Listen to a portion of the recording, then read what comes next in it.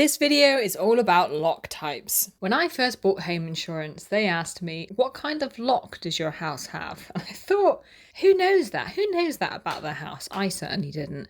And I had to look it up. So this is what I now know. There's 4 major types. There are some others, but it's most likely that yours will fit into one of these categories.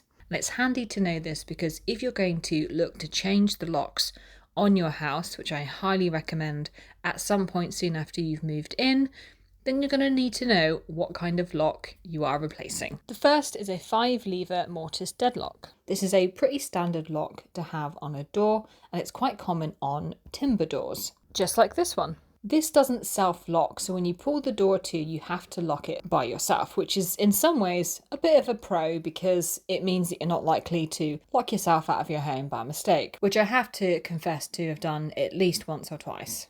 This type of lock can be keyed alike. And what that means is that you can have just a single key for multiple locks. So one key can open multiple doors. This first lock won't be tested to a British standard.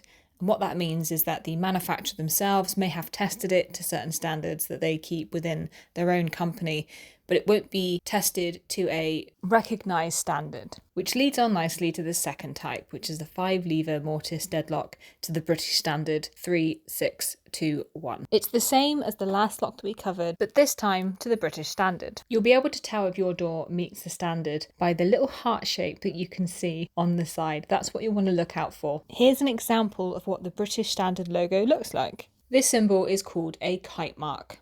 The third type of lock is the key-operated multi-point locking system. Now this is probably the most popular type of lock and is really common on UPVC doors. As well as closing automatically when you pull the door to, you also use a key to lock the door at the top and at the bottom. When you turn that key, it locks itself in multiple places. This is what adds to its security. This can also be keyed alike, which is very handy if you have 2 locks, say on a set of patio doors that open together.